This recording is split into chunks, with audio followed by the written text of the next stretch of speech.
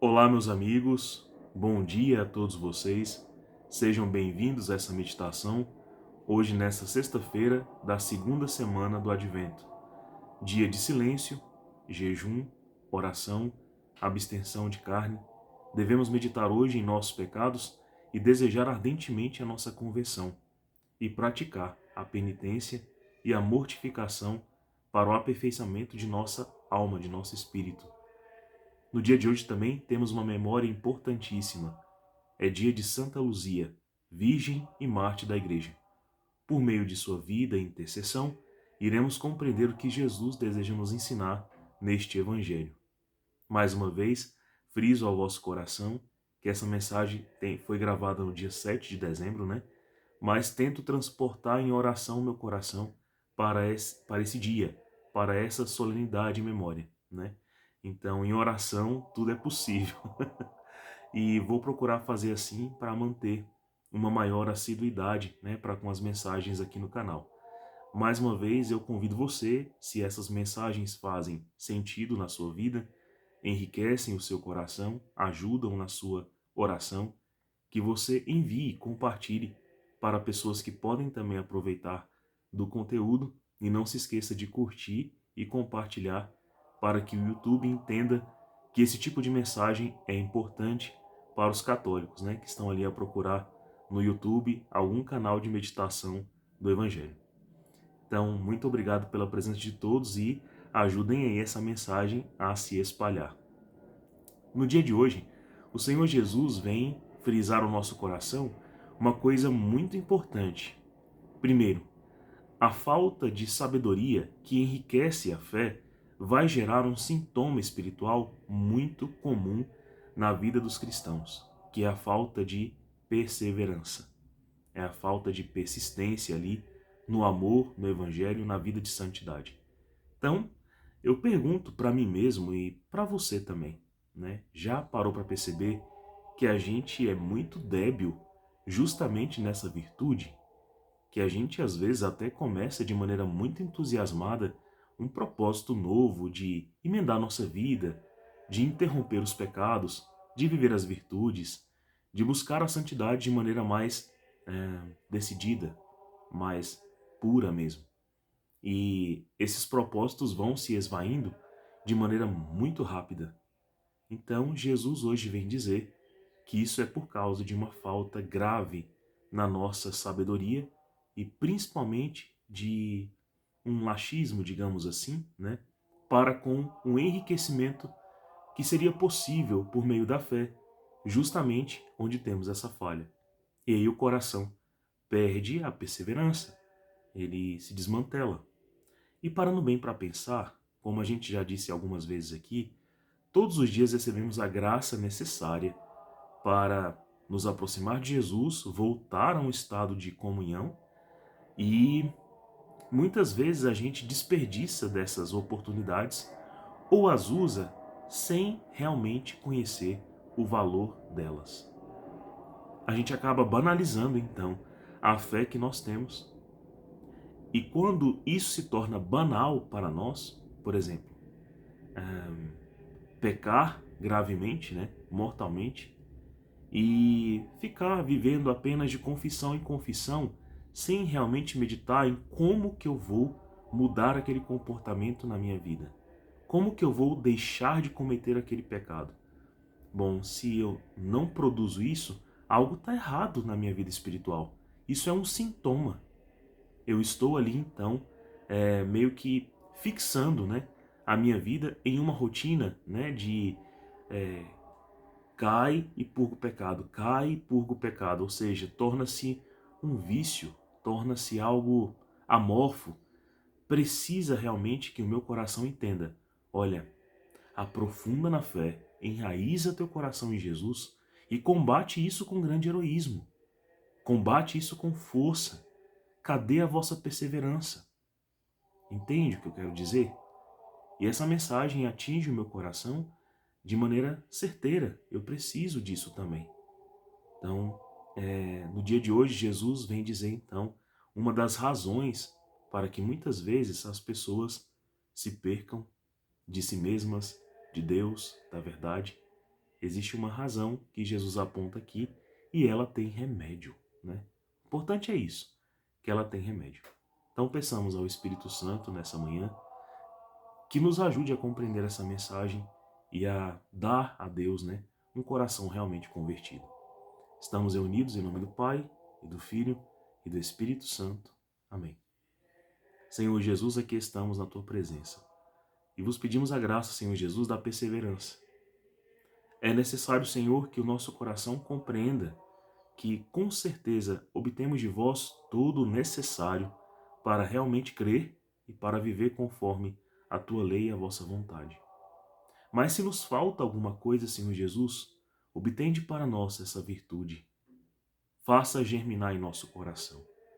Pois estamos também cansados, assim como creio que o Senhor, da nossa falta de perseverança, da nossa banalização do que recebemos de vós, do nosso mau agradecimento à graça necessária para nos converter. E por isso vos pedimos, Senhor Jesus, ordenai as coisas em nossa vida, por intercessão de nossa Mãe, a Virgem Maria Santíssima. Ave Maria, cheia de graça, o Senhor é convosco. Bendita sois vós entre as mulheres, bendito é o fruto do vosso ventre, Jesus. Santa Maria, Mãe de Deus, rogai por nós, pecadores, agora e na hora de nossa morte. Amém. Santa Luzia, rogai por nós. O evangelho de hoje, meus irmãos, está narrado em Mateus 11, versículos de 16 a 19. E diz assim, ó: Naquele tempo disse Jesus às multidões: Com quem vou comparar esta geração? São como crianças, sentadas nas praças, que gritam aos colegas dizendo: Tocamos flauta e vós não dançastes, entoamos lamentações e não batestes no peito. Veio João, que não comia nem bebia, e diziam: Ele está com um demônio. Veio também o filho do homem, que come e bebe, e dizem: É um comilão e beberrão, amigo dos cobradores de impostos e de pecadores. Mas a sabedoria foi reconhecida com base em suas obras. É um evangelho que às vezes a gente fica ali travado, não consegue entender, né? Mas então, Jesus fala inicialmente aqui sobre uma geração, que a gente olhando também vai perceber que estamos com o mesmo mal, com o mesmo problema. São crianças, ou seja, quando a gente coloca essa palavra aqui, nesse sentido, a gente não está falando sobre a inocência, sobre a pureza, né? Porque vinde a minhas criancinhas, né? Assim diz o Senhor. Deixai vir a mim os inocentes, os puros de coração. Mas crianças, né? Homens e mulheres que se fazem crianças, infantilizados, que não querem crescer, espiritualmente não querem progredir, querem ficar sentadas nas praças. Lembre que as praças é o lugar da desocupação, da desordem, da balbúrdia, da calúnia, da fofoca, da frivolidade, da vida sem sentido, da vida erma, da vida cansada e fatigada, da vida que não tem propósito. E essas crianças, ou seja, nós, estamos sentados nas praças, ou seja, desocupados do verdadeiro ofício, que é buscar a conversão, que é buscar o progresso espiritual interior para se aproximar de Jesus. E ainda por cima gritam aos colegas, aos semelhantes, né? Impondo-lhes que a vida seja ditada por nós mesmos. É isso que faz uma criança, né? Quando ela faz birra, ela bate o pé no chão, ela está querendo dizer, né? Cumpram imediatamente o que eu, a majestade, ordeno que seja feito. Não é mais ou menos assim? Quando uma criança faz birra no supermercado, né, no comércio, nas praças, desocupadas, ainda querem ser servidas. Então, eis esse versículo, né, o 17. As crianças dizem assim, ó, tocamos flautas e vocês não dançam. Entoamos lamentações, que são choros e súplicas, e vocês não batem no peito. Ou seja, não se doem conosco, não tem condolência, não tem concórdia. Então, muitas vezes, crianças assim vão rejeitar justamente que seus sentimentos não sejam respeitados, prevalecidos, né? Não sejam o lugar, né, das coisas. O que eu quero dizer com isso? Meus irmãos, quando nós não crescemos espiritualmente, não amadurecemos, nem humanamente, nem espiritualmente, a gente se torna como essas crianças aqui. São desocupadas, sentam nas praças, lugar da vida frívola, da vida sem sentido. A gente até acredita que existe um sentido na nossa vida, mas na verdade não há, porque não está orientado plenamente a Deus, entende? E ainda por cima a gente opõe a quem quer que seja que queira nos colocar em ordem o nosso ritmo de viver. Então, pensa se não é assim. Muitas vezes a gente esteve nessa praça, alguém nos chamou para um compromisso, para a oração, para a conversão, para a mudança de nossas opiniões e desejos. E a gente disse, não, não, não, não. Vocês têm que tocar flauta comigo, dançar no meu ritmo, na minha vontade, no que eu sinto. Crianças assim são imaturas, e se você não respeitar o sentimento delas, acabou. Vai ver confusão acontecer. Então as pessoas assim, criadas, dizem assim, não, eu me sinto assim, essa é a verdade, a minha vontade tem que acontecer, doa quem doer.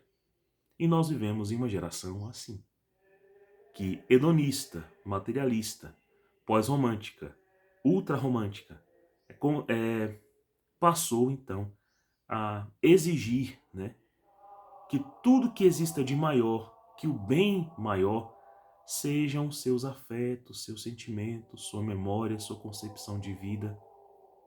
E não é assim. Mas não é mesmo. O que a gente sente muitas vezes está completamente poluído por nossas paixões. É um erro, é um equívoco, é uma criancice, é uma idiotice. É tolice acreditar que o bem possa ser produzido, né, pelo homem que está apaixonado por seus pecados e que esse bem seja superior ao de Deus. Lembra que a pior tentação, aquela que foi feita lá no paraíso, foi justamente a do demônio dizer a nós que poderíamos ser como Deus. E acontece que hoje o homem não só acredita nessa sedução do demônio, como quer impô-la. Então a vontade humana agora é sobrevalente a tudo. E essa vontade humana às vezes quer coisas terríveis como matar crianças no ventre, suplantar o direito de ir e vir do outro, invadir a propriedade das pessoas, invadir a liberdade de culto, de religião, de credo, invadir o que dizem, a opinião, principalmente quando os corações mais oprimidos têm a liberdade de expressarem, né, a verdade, de expressarem a fé, são tolhidos, são cancelados, são cortados. Eu tenho certeza que aqui neste momento eu estou evitando palavras para que o algoritmo do aplicativo não venha a baixar, porque algumas notificações eu já até recebi, né? Então, enfim, a gente precisa entender, meus irmãos, que neste mundo não podemos, não fomos feitos para ser criança o tempo inteiro. E existem adultos que foram chamados à maturidade, que querem voltar, regredir. Não à inocência. Que bom seria se quiséssemos ser inocentes como as crianças, puros como elas, desejando apenas a Deus, ser feliz, o imediatismo para agradar o Senhor, a quem mais se ama, mas não. Desejamos mesmo nossas paixões. E aí Jesus disse, olha, já vieram algumas pessoas tentando ajustar o vosso coração e fazê-los crescer na vida interior. Primeiro veio João, por exemplo, João Batista, que veio dizer a todos é necessário uma conversão, é necessário endireitar os caminhos, senão a sabedoria encarnada vai chegar e vai falar e vocês não vão compreender patavinas, porque o vosso coração tornou-se duro, seco e a vossa inteligência retardou bastante. E aí João fazia jejum para penitenciar e mortificar as paixões e ensinava isso ao povo, a penitência, a mortificação, né? A abandonar, né, aquela criancice de querer ser mimado. Então a gente vai educar as nossas paixões, reordená-las para o amor, né? Então São João não propôs que homens e mulheres passassem a ser deuses, não, mas que botassem em ordem o que é prevalente: a oração, o jejum, a penitência, a mortificação, a observação da fé e o abandono das paixões desordenadas. A luz aqui acabou, mas eu espero que dê para ver. Então, o que acontece?